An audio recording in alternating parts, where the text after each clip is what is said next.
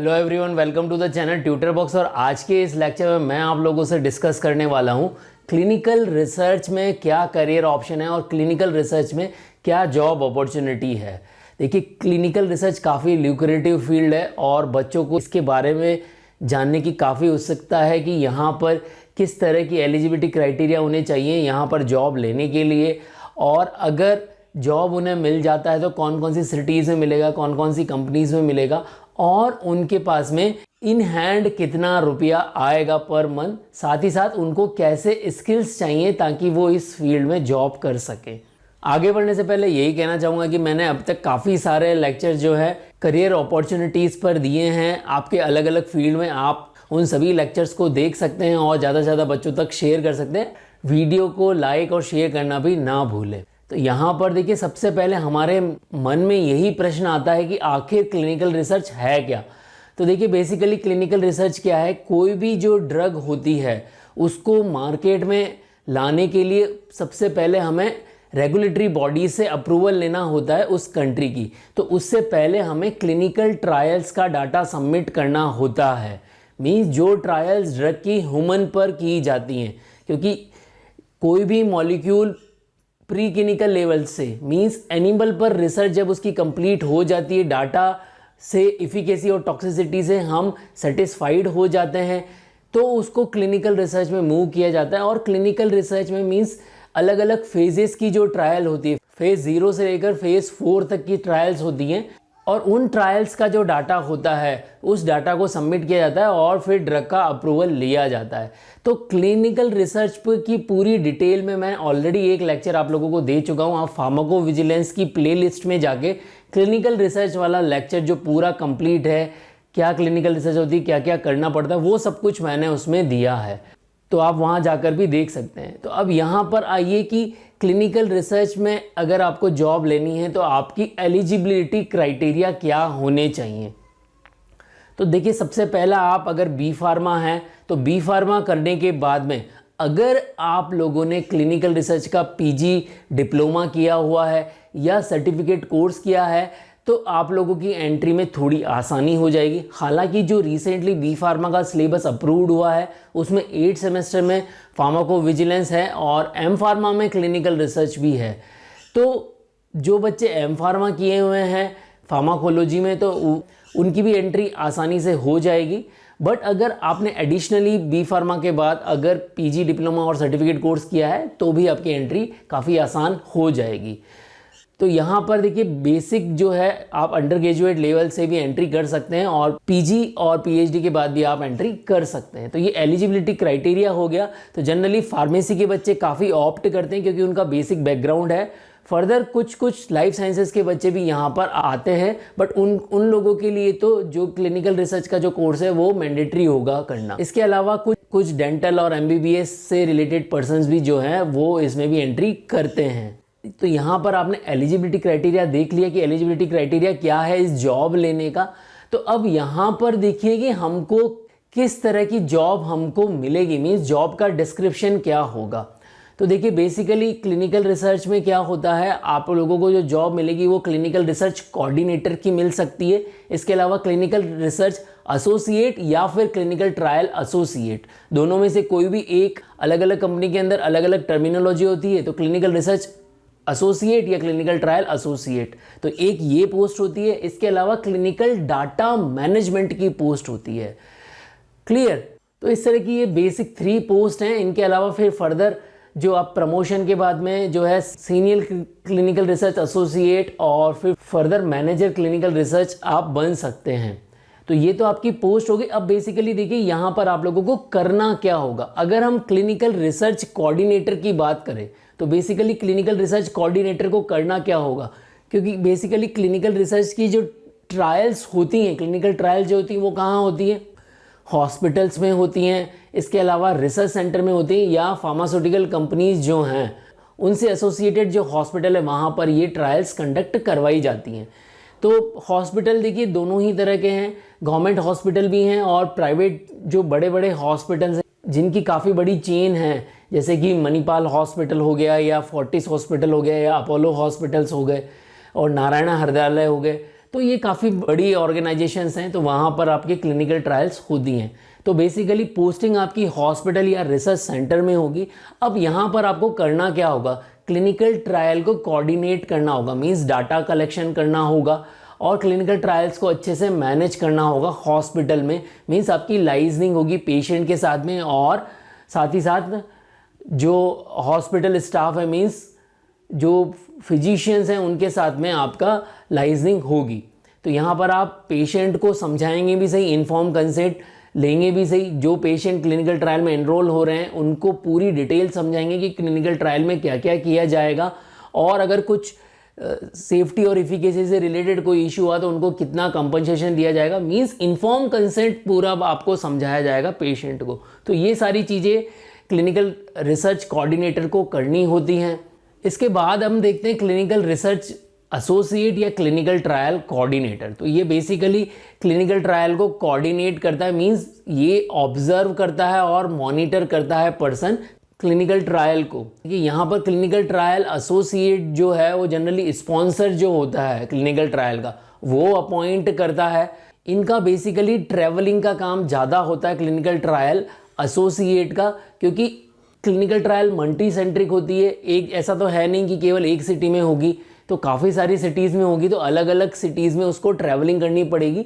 तो यहाँ पर क्लिनिकल ट्रायल को कंप्लीटली मैनेज करने का काम होगा, तो काफ़ी सारी लाइजनिंग इसको चाहिए और मैनेजमेंट की स्किल्स भी यहाँ पर क्लिनिकल ट्रायल एसोसिएट को चाहिए, ताकि वो क्लिनिकल ट्रायल कोऑर्डिनेटर के साथ में और जो दूसरे पर्सन क्लिनिकल ट्रायल में एंगेज हैं उनसे पूरा जो है कोऑर्डिनेशन में रहे और क्लिनिकल ट्रायल को सही से एग्जीक्यूट करवाने में मदद करे। तो बेसिकली क्लिनिकल ट्रायल एसोसिएट का यही वर्क होता है कि वो उसका जो है ऑब्जर्व करता है, उसको मॉनिटर करता है।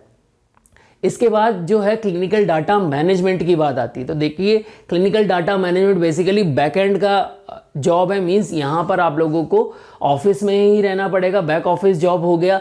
यहाँ पर जो भी क्लिनिकल ट्रायल का डाटा आता है उसको आपको मैनेज करना पड़ेगा, मींस उस डाटा को अरेंज करना पड़ेगा।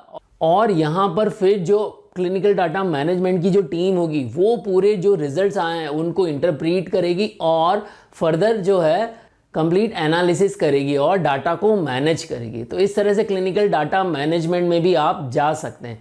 तो आई होप आप लोगों को समझ में आ गया होगा कि CRC clinical trial coordinator, CRA clinical trial associate या CTA और CDM क्लिनिकल डाटा मैनेजमेंट में किस तरह का वर्क किया जाता है। तो आइए अब यहाँ पर देखते हैं कि आप लोगों को सैलरी क्या मिलेगी। यहाँ पर जो क्लिनिकल ट्रायल कोऑर्डिनेटर है CRC जो है उसकी स्टार्टिंग जो है 18,000 से लेकर 25,000 तक हो जाएगी। और अगर हम CRA की बात करें या CTA की बात करें तो उसकी शुरुआत 25,000 से लेकर और 40,000 तक हो सकती है। यहाँ पर डिपेंड करेगा कि कंपनी कौन सी उन्होंने ज्वाइन की है। और अगर हम क्लिनिकल डाटा मैनेजमेंट की बात करें तो क्लिनिकल डाटा मैनेजमेंट में भी जो है वो शुरुआत जो है 18,000 से लेकर 30,000 के बीच में हो सकती है। तो अब हमारे मन में ये प्रश्न आता है कि आखिर जो फ्रेशर है वो कौन से फील्ड में जाएगा। तो जनरली फ्रेशर के पास दो ऑप्शन है।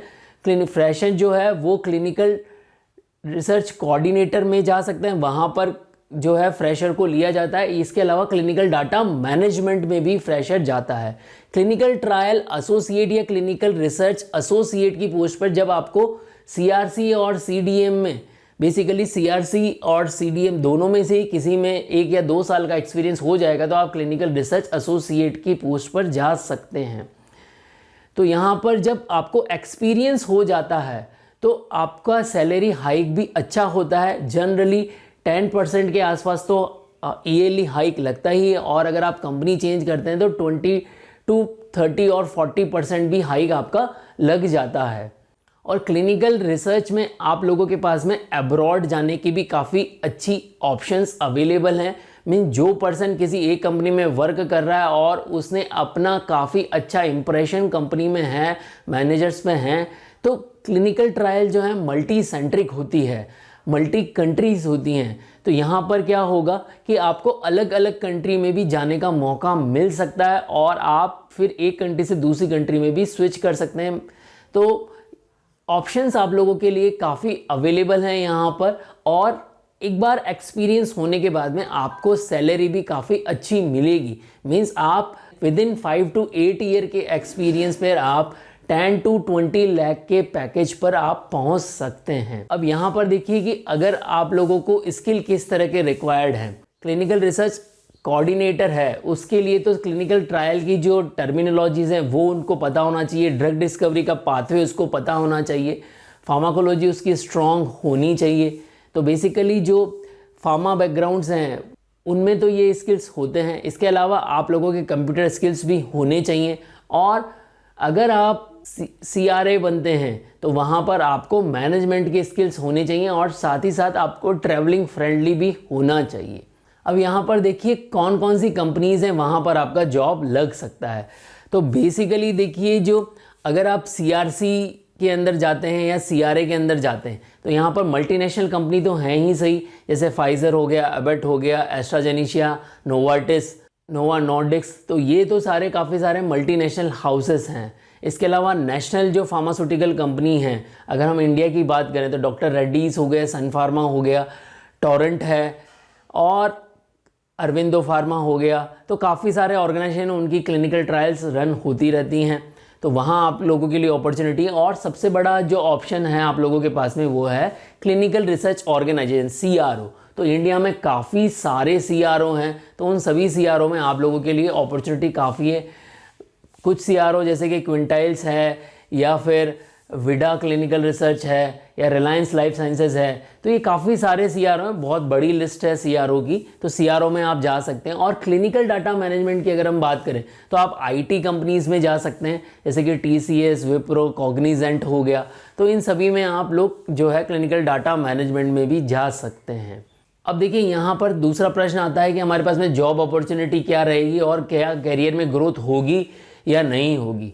तो देखिए, आप सभी को पता है कि जो क्लिनिकल ट्रायल्स तो चलती रहेंगी, क्योंकि लोग हमेशा बीमार होते रहते हैं, तो नई नई ड्रग्स की डिस्कवरी होना भी ज़रूरी है, और नई नई डिजीज़ भी आती रहती हैं, तो उसके लिए नई नई ड्रग तो डिस्कवर होंगी ही सही। इसका मतलब ये फील्ड कभी ख़त्म नहीं होगा।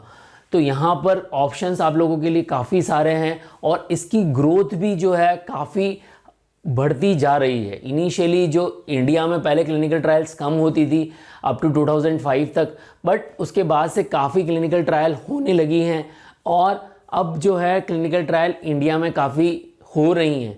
तो आप लोगों के लिए ऑप्शंस काफ़ी सारे हैं, और इसमें ग्रोथ भी काफ़ी अच्छी है। तो आई होप यहाँ पर जो भी मैंने आप लोगों को क्लिनिकल रिसर्च में करियर के बारे में बताया वो आप लोगों को समझ में आया होगा। आप लोगों को क्या एलिजिबिलिटी क्राइटेरिया चाहिए, क्या स्किल्स चाहिए, और सैलरी हमको कितनी मिलेगी, कंपनीज़ कौन कौन सी हैं, किस तरह की सिटीज़ में आप लोगों को जॉब मिल जाएगा, और इसमें करियर में ग्रोथ कितनी है। तो ये सारे ऑप्शंस, ये सारी चीज़ें आप लोगों को समझ में आई होगी। अगर इन सभी में कुछ क्वेरी है तो वो क्वेरी आप कमेंट बॉक्स में लिख सकते हैं। और अगर आप लोगों को ये लेक्चर पसंद आया है तो इस लेक्चर को ज़्यादा से ज़्यादा बच्चों तक शेयर करें। जय भारत, जय हिंद।